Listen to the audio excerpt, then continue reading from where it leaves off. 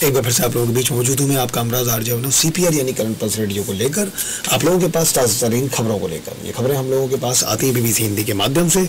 हम उनका धन्यवाद करते हैं और शुक्रिया अदा करते हैं। और आज की ताज़ा तरीन खबरों की शुरुआत मैं करता हूँ अब एक और न्यूज़ से, एक और आर्टिकल से। अलका याग्निक को अचानक बहरापन कैसे हो गया, जाने आखिर क्या है बीमारी। मशहूर गायिका अलका याग्निक ने इंस्टाग्राम पोस्ट के जरिए अपनी सेहत को लेकर अहम जानकारी साझा की। इसमें उन्होंने जानकारी दी है कि वायरल अटैक की वजह से उन्हें सुनाई देना बंद हो गया है।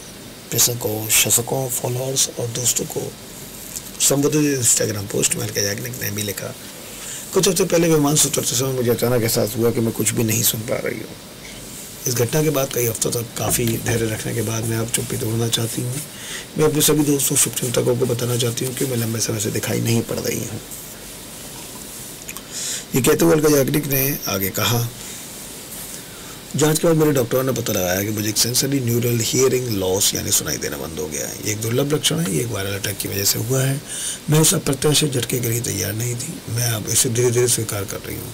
कृपया मेरे लिए अपनी प्रार्थनाएं जारी रखें। अपनी अगली पोस्ट में उन्होंने लिखा, मैं प्रशंसकों और युवा सहयोगियों को बहुत तेज संगीत और हेडफोन के खतरों के बारे में चेतावनी देना चाहती हूँ। किसी दिन मैं आप लोगों से अपने पेशेवर जीवन के जोखिम के बारे में बात करना चाहूँगी। मैं आपके प्यार और समर्थन से आपके पास वापस आऊँगी। इस कठिन समय में आपका समर्थन मेरे लिए बहुत मायने रखता है। सेंसरी न्यूरल संवेदी तंत्र का बहरापन क्या है। American speech language hearing association की वेबसाइट के अनुसार इस प्रकार बहरापन तब होता है जब आंतरिक कान को क्षति पहुँचती है या चोट लगती है। कान के अंदरूनी हिस्सों की नसों में रुकावट के कारण मस्तिष्क से संचार में बाधा उत्पन्न होती है। कुछ लोगों के लिए हल्की आवाज़ें सुनना मुश्किल हो जाता है। तेज़ आवाज़ें अक्सर दबी दबी सुनाई देती हैं और इस प्रकार की शून्यता अक्सर स्थायी होती है और दवा या सर्जरी का इस पर असर नहीं होता है। इस तरह के बहरेपन के लिए श्रवण यंत्र हियरिंग एड का सहारा लिया जा सकता है। इस प्रकार का बहरापन बीमारी आनुवंशिकता, बढ़ती उम्र, सिर पर चोट, आंतरिक कान की संरचना में गड़बड़ी या तेज़ आवाज़ या विस्फोट सुनने के कारण हो सकता है।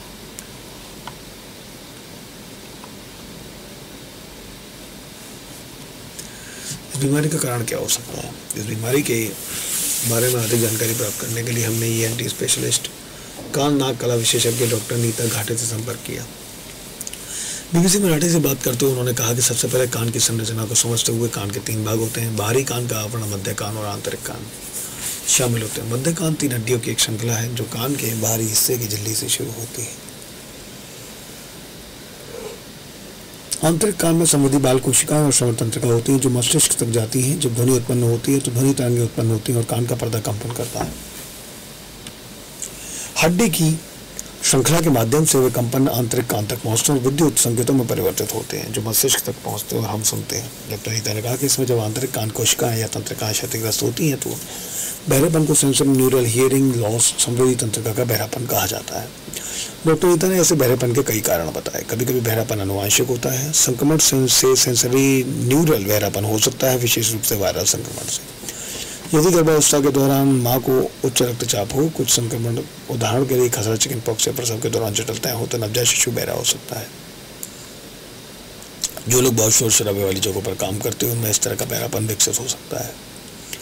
उम्र के साथ श्रवण तंत्रिकाएं कमजोर होने के कारण बहरापन भी हो सकता है। संक्रमण या दुर्घटना से भी ऐसा हो सकता है।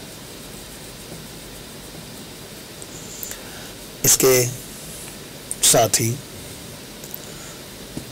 वर्षों से मानव निर्मित कारकों के कारण भी इस तरह का बहरापन हो सकता है, जैसे कि वायु प्रदूषण, ध्वनि प्रदूषण, जोर जोर से गाना लगातार ईयरफोन लगाकर सुनने से कानों पर असर पड़ सकता है।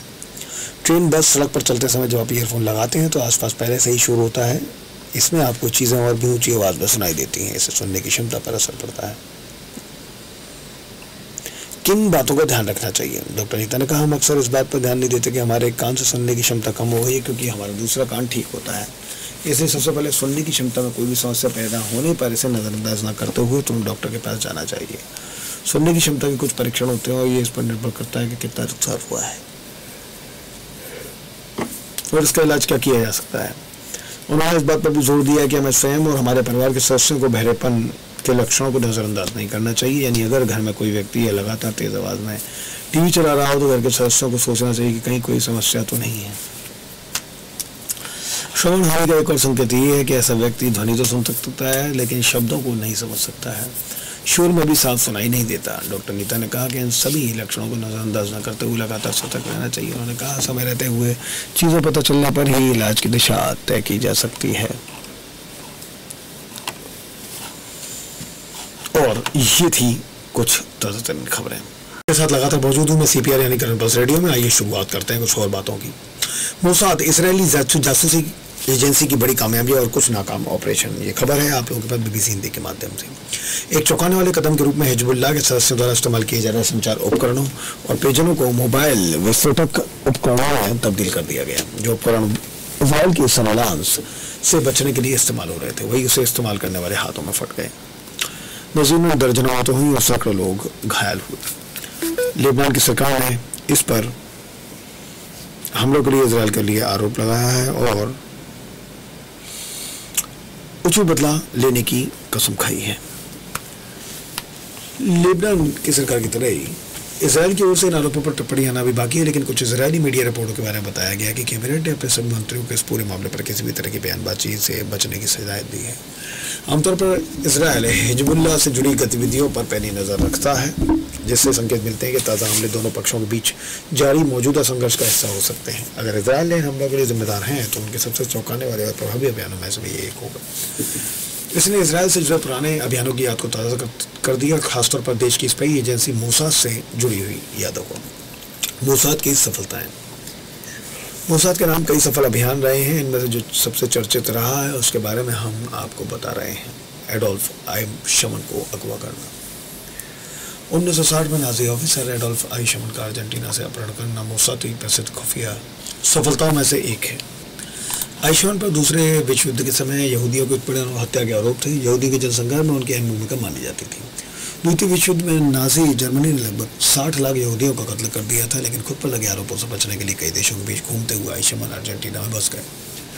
लेकिन मोसाद के 14 एजेंटों की टीम ने उनका पता लगाया, उन्हें अगवा किया और इजरायल ले आए। इजरायल में आइशमन पर मुकदमा चलाया गया और अंततः उन्हें मौत की सजा दे दी गई।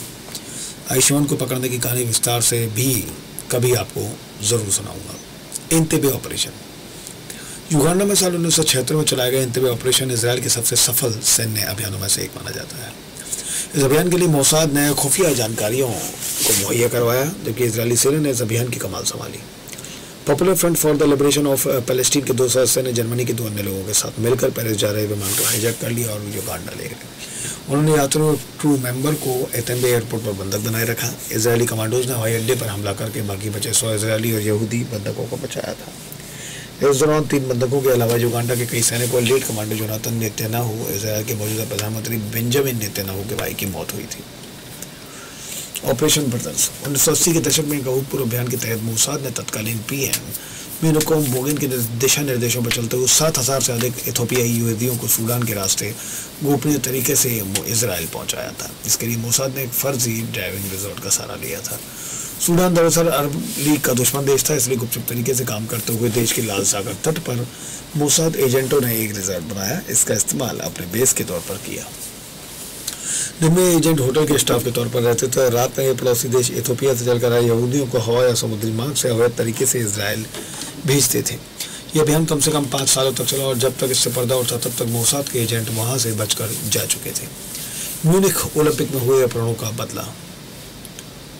वर्ष 1972 में फलस्तीनी चरमपंथी गुट ब्लैक सितंबर ने म्यूनिख ओलंपिक में की गए इजरायली ओलंपिक टीम के 2 सदस्यों की हत्या कर दी गई थी और 9 अन्य को अगवा कर लिया था। लेकिन उस वक्त के पश्चिमी जर्मन पुलिस के असफल ऑपरेशन के बाद खिलाड़ियों की हत्या कर दी गई थी। इसके बाद के सालों में मोसाद ने महमूद हमशारी समेत उन लोगों को निशाना बनाया जिन पर इस हमले में शामिल होने का संदेह था। हमशारी के पेरिस स्थित घर में लगे फोन में एक विस्फोटक का उपकरण लगाया गया था। इसमें धमाके में हमशारी का एक पैर उड़ गया था, जिसके बाद उनकी मौत हो गई थी। यहाँ आयाश के फोन में विस्फोटक लगाकर हत्या। साल 1996 में भी एक ऐसे ही अभियान के तहत हमास के एक प्रमुख बम बनाने वाला यहाँ आयाश की मोटोरोला अल्फा मोबाइल फ़ोन में 50 ग्राम विस्फोटक लगाकर हत्या की गई थी। आयाश हमास की सैन्य इकाई के एक अहम नेता थे। उन्हें इजरायली ठिकानों पर मुश्किल हमलों को अंजाम देने में इस्तेमाल होने वाले बम बनाने के लिए बुलाया जाता था। इस वजह से वो इजरायली सुरक्षा के निशाने पर भी आए थे और इजरायल में मोस्ट वांटेड बने थे। साल 2019 के आखिरी महीने में इजरायल ने इस हत्याकांड से जुड़ी जानकारी को सार्वजनिक करने पर रोक को हटाया और इजरायल की चैनल 3 TV ने आयशा की अपने पिता को दी गई आखिरी फ़ोन कॉल की रिकॉर्डिंग प्रसारित की। हम शरी और आयश दोनों कहते हैं टारगेट किलिंग के लिए एडवांस टेक्नोलॉजी के इस्तेमाल से लंबे इतिहास को दिखाती है। सारी खबरें थी आप लोगों के पास 92.4 मेगाहर्ट्ज़ कम्युनिटी रेडियो ज्ञानवाणी पर। धन्यवाद।